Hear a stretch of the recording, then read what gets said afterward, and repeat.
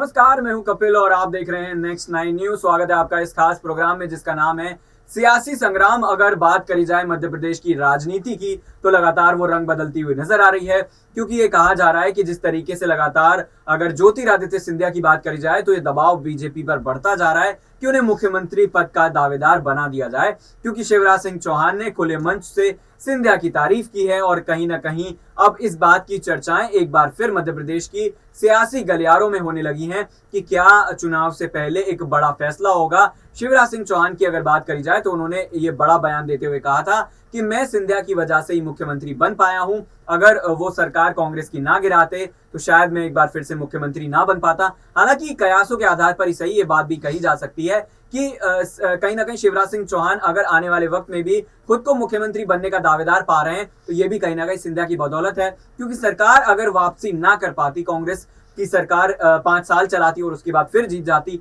तो कहीं ना कहीं उनका सपना सिर्फ सपना ही रह जाता। लेकिन जिस तरीके से लगातार हम आज यही चर्चा करने वाले हैं कि मुख्यमंत्री का बड़ा पद आखिर सिंधिया को कब दिया जाएगा और क्या ये कहीं ना कहीं अनऑफिशियल ऐलान हो चुका है। सिंधिया की भरे मंच से तारीफ करना शिवराज सिंह ने जो किया है वो खास तौर पर यही दर्शाता है। तो फिलहाल इसी सवालों को लेकर हम चर्चा करेंगे। मेरे साथ मेरे खास सहयोगी अबरार हैं। अबरार, आपका बहुत बहुत स्वागत है इस खास प्रोग्राम में। सबसे पहला सवाल यही रहेगा कि जिस तरीके से शिवराज सिंह चौहान की अगर बात करी जाए तो उन्होंने ऐसा कोई बयान बीते कई महीनों या सालों में नहीं दिया था जब से बीजेपी की सरकार बनी है, और सिंधिया ने जो है अपने तमाम विधायकों के समर्थन से कहीं ना कहीं सरकार को बनाने का काम करा है। तो क्या ये माना जाए कि आने वाले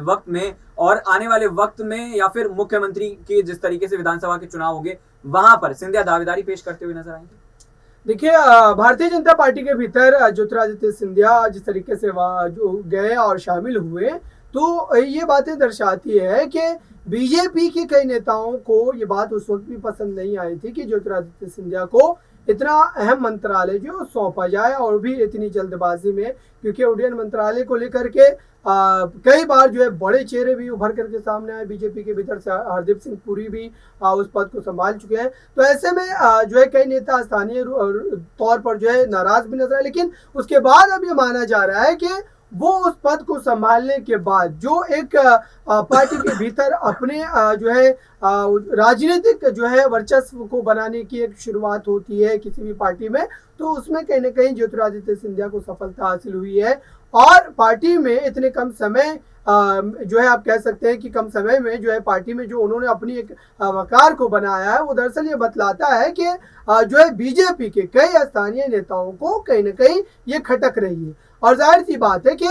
शिवराज सिंह चौहान की अगर बात करें मुख्यमंत्री पद को लेकर के जो तमाम सवाल इस वक्त पूछे जा रहे हैं और आपने भी यही सवाल पूछा, तो दरअसल कहा यह जा रहा है कि शिवराज सिंह चौहान भले ही इस जो है चेहरे के हेरा फेरी पर या अदला बदली पर नाराज नहीं हो, लेकिन ये बात तय है कि पार्टी के कई नेता जो है इस बात का विरोध कर सकते हैं। खासतौर से आप देखिए वीडी शर्मा जो कि मुख्यमंत्री पद की रेस में खुद को मान रहे हैं, और ऐसे में कांग्रेस पार्टी को छोड़कर आया किसी नेता को अगर बड़ी जिम्मेदारी सौंप दी जाती है, मुख्यमंत्री के तौर पर आगे कर दिया जाता है, तो वो नेता खुद को कहीं ना कहीं ठगा हुआ महसूस कर सकते हैं। उन नेताओं को कहीं ना कहीं इस बात की जो है खटक हो सकती है कि बीजेपी उनको आगे नहीं कर रही है, और ये भी आप कह सकते हैं कि मांग की जा सकती है, विरोध किया जा सकता है इस तरीके का। लेकिन ये बात है कि बीजेपी जिस तरीके से अपने फैसलों को लेने के लिए जानी जाती है, बीजेपी आखिर समय पर जिस तरीके से फैसला लेकर लोगों को चौंकाती है, राजनीतिक दलों को जो है परेशान कर देती है,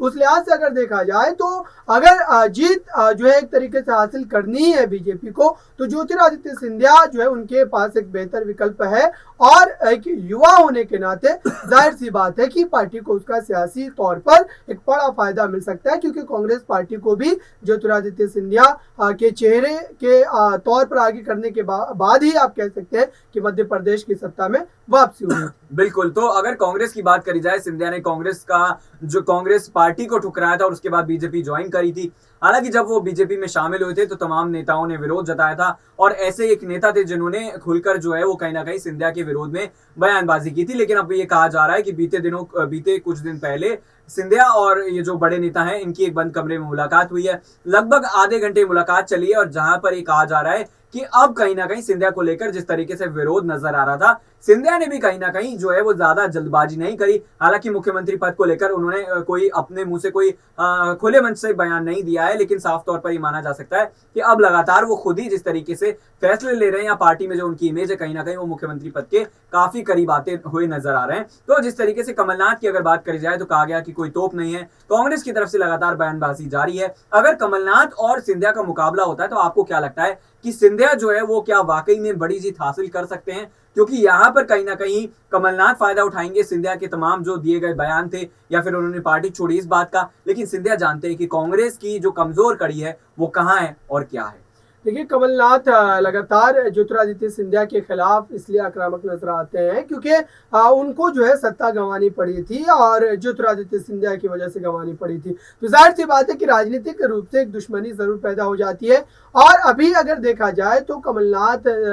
खास तौर से ग्वालियर और चंबल के जो इलाके हैं वहां पर जो सिंधिया परिवार का हमेशा राजनीतिक दबदबा रहा है, वहां पर कहीं ना कहीं उनको उनके घर में जाकर के मात देने की कोशिश जो है वो लगातार की जा रही है। लेकिन ये बात तय है कि कमलनाथ के खिलाफ अगर ज्योतिरादित्य सिंधिया खुलकर राजनीति करते हैं और खास तौर से ऐसी पार्टी में रहते हुए जो लगातार कहने के ऊंचाइयों को छू रही है, बीजेपी जो है इस वक्त जो सियासी तौर पर देखा जाए तो आगे बढ़ रही है, जनता का समर्थन उन्हें मिल रहा है। तो इस लिहाज से कहीं ना कहीं उनको जो है इसका भी एडवांटेज मिल सकता है और हो सकता है कि कमलनाथ इस पूरे मामले में पिछड़ते नजर आ सकते हैं। हाँ, एक बड़ा फैक्टर यह हो सकता है कि कांग्रेस पार्टी आप कह सकते हैं कि भारत जोड़ो यात्रा के बाद जो उनके कार्यकर्ताओं में, नेताओं में और जनता में भी एक जो बदलाव आया है कांग्रेस पार्टी को देखने का, समझने का, तो इस तौर से अगर देखा जाए तो कांग्रेस पार्टी को इसका फायदा मिल सकता है। लेकिन फिलहाल अभी जो है एक परिस्थिति की अगर बात करें तो मध्य प्रदेश में बिल्कुल भी ऐसी नहीं है कि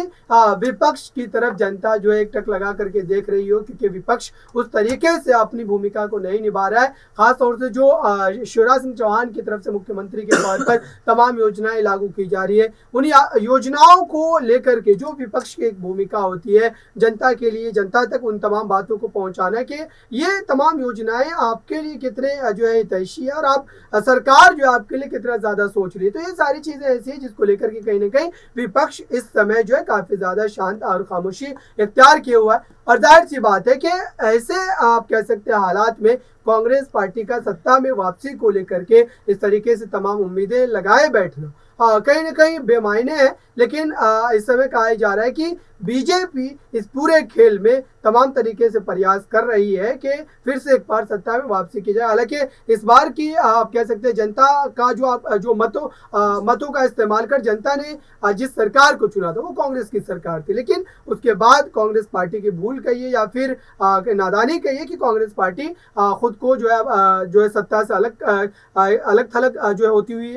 देखने को मिला। उसका एक बड़ा कारण ये रहा कि ज्योतिरादित्य सिंधिया जो है पार्टी के खिलाफ चलेंगे। बिल्कुल, तो ये देखना होगा कि सिंधिया को दावेदारी कब दी जाती है, यानी कि मुख्यमंत्री पद की अगर बात करी जाए तो लगातार चर्चाएं चल रही हैं, लेकिन कब उन्हें पद दिया जाएगा देखने वाली बात होगी। कमलनाथ जिस तरीके से लगातार दावा कर रहे हैं कि मुख्यमंत्री वही बनेंगे, कांग्रेस पार्टी जीतती हुई नजर आएगी, तो इन्हीं तमाम सवालों के साथ छोड़े जा रहे हैं। फिलहाल देखते रहिए नेक्स्ट 9 न्यूज। इस खास प्रोग्राम में इतना ही।